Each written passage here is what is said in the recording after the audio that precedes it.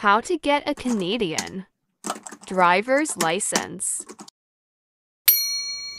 Tip number 1. Bago ka pumunta ng Canada, ay dapat kumuha ka na ng driving license sa Pilipinas. Non-pro or professional. So itong tip number 1 natin guys ay sinasabi ko para upon arrival nyo dito sa Canada ay pwede kayong mag-drive within 90 days duration. Step number 1. So kailangan mong online booking guys para sa online written exam para sa learner's permit o kaya yung class 7. Ang katumbas sa Pilipinas ay yung student permit.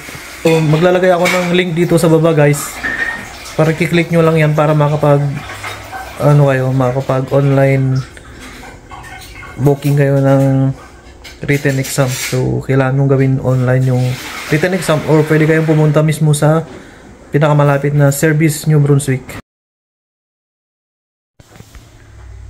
Tip number 2. So paano mo ipapasa yung exam kung newcomers ka pa lang sa Canada, wala ka pang medyo alam sa rules and regulation dito sa Canada. So bibigyan kita ng link, i-click mo lang dito guys sa baba para ma-direct kayo dun sa pang reviewer. Okay? Next step guys is yung vision test. So kailangan mo din ipasa ito guys para makakuha ka ng 7.1 license or yung tinatawag nilang learner's permit. So pag nakapasa ka na sa exam, i-schedule ka ng after 4 days para sa yung vision test. So i-check nila yung mata mo kung capable ka makapag-drive, kung mababasa mo ba yung mga letter at saka yung mga signal light. Meron kasi siyang ipapasilip na parang na parang gadgets ganun. So sisilipin mo siya kung mababasa mo yung mga letter doon, at mga ilaw yan, para itetest nila kung color blind ka yan. So kailangan mo ipasa yun guys.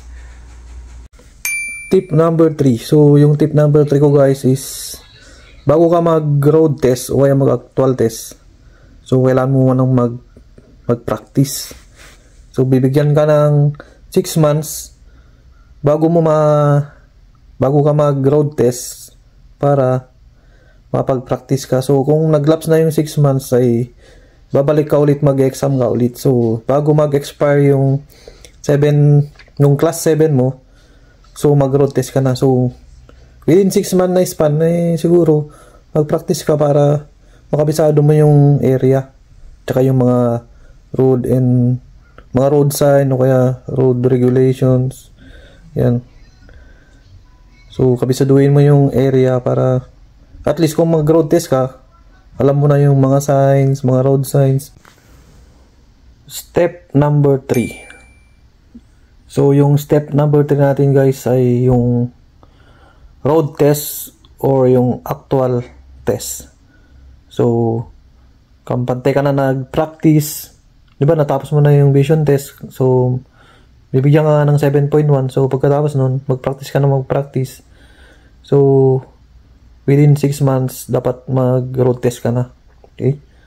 So kung kampante ka na sa sarili mo na kaya mo ng mag-road test, so magpapa-schedule ka ngayon ng road test.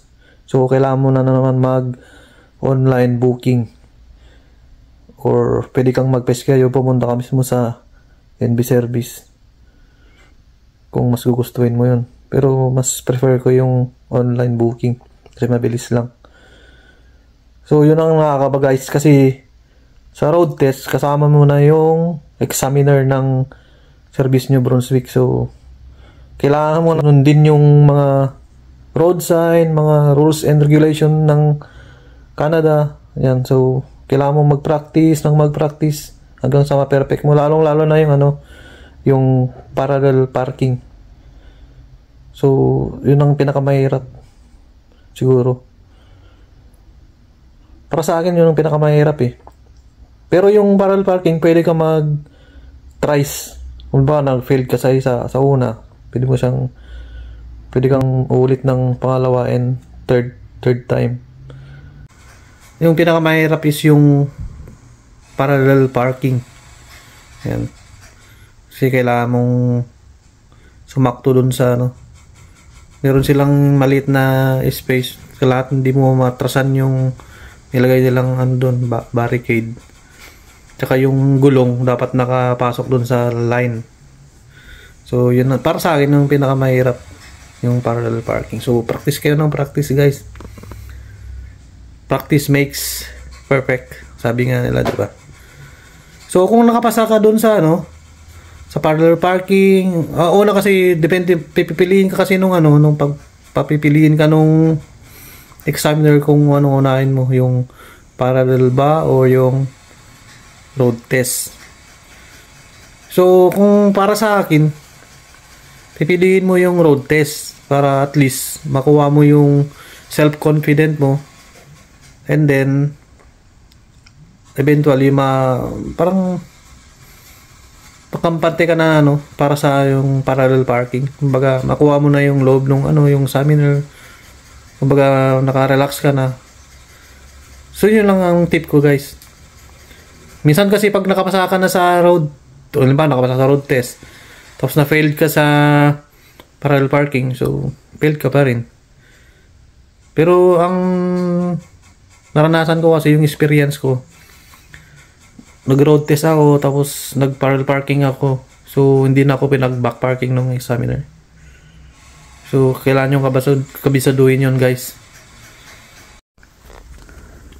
So, kung may pasa mo na yung road test, yung parallel parking, at saka yung back parking, so, sasabihin sa'yo ni examiner, congratulations! O, diba? So, makakakuha ka na ng Class 5 Canadian Driving License. So, din saya, diba? Kasi, mahirap kasi pumasa din minsan eh. Minsan, modi kasi yung examiner or iba kasi dito, yung rules and regulation dito sa Canada at sa Pinas. Ang laki ng guys, difference. So, mas safety ka dito. Hindi ko naman sinasabi sa lahat hindi ko naman nilalat ng mga driver sa Pinas na barabubal, pero dito kasi mas sila, mas disiplinado. So, bibihira lang magkaroon ng car collision. So, ayan guys. Sana may natutunan kayo sa aking mga tip. Ito based lang sa aking experience at sa mga nababasa ko. Hindi ko na sinasabi na 100% guaranteed yung nilalaman nitong vlog ko. So, maglalagay ako ng link ng NB service at dun yung babasahin lahat nung paano makapasa sa para magkaroon kayo ng idea, di ba? Ang sinasabi ko lang naman is based on my experience. Okay? So, sa awa ng Diyos, magto 2 years na akong nagdadrive dito sa Canada. Wala pa naman akong accident or incident na nangyari or collision, ganun. So, thanks Lord. So, dito ko natatapusin ang aking vlog, guys. At salamat sa pakikinig at panonood. At kung bago ka pa lang sa aking channel at sa aking Facebook page, ay huwag po kalimutang mag-follow, share, subscribe, and pahit na lang din po yung bell para sa notification pag may bago akong upload. So, ang masasabi ko lang, thank you guys and see you next time. Sign off. Sa labas? Malamig, Grabe. Oh my God. Ayun, oh, ayan guys, pasado na. Ilan ba yung score niya? I-rate nyo sa 10. Ilan yung score niya, Clarice? Ilan yung score mo? Parang pag may nagtuturo, parang nakakakaba pala. Lalo na pag may nagbabantay, nakakakaba pala eh. Masaka ka ba kung kasama mo yung Oo nga. Oh, yung examiner. Ayun nga. Coffee muna ako yan. Hindi na. So, paano? Ayaw na. O sige. Kuya, Ayan o, nice. Clarice, si Eze. ano, ayan. Bye guys. Ingat, kuya. O sige, salamat din ha. Sige, basta kayo na lang po ni Lakay kang mag-usap. O sige, Wen la. Ingat po. Thank you. O sige, agyaman na kami. Ayaw mo ba nang magkakit? Hindi na kasi Malamig. bibili pa ako sa ano eh. Tayo sa isang store. On pag-uong eh. Opo. O sige, bye-bye. Tawagan ka daw. Wen, sige. Salamat din. Tapos daw po yata kayo. O sige, bye-bye. Okay, salamat. So yun guys, tapos na mag road test si Clarice. So kailangan natin umuwi guys. So yan. Shout out sa inyo lahat. So gusto ko palang shout out yung asawa niya si Edmond. Ayan. Shout out sa iyo Ed. Yung Ed ng Quirino Province. Ayan guys. Tsaka yung kasama namin kanina yung mga dalawang ladies. Ayan. Taga ano daw sila guys, Quirino Province. So mag-performance na sila dito guys. So kailangan nila ng alam mo na sasakyan kasi mahirap din mag-commute, di ba?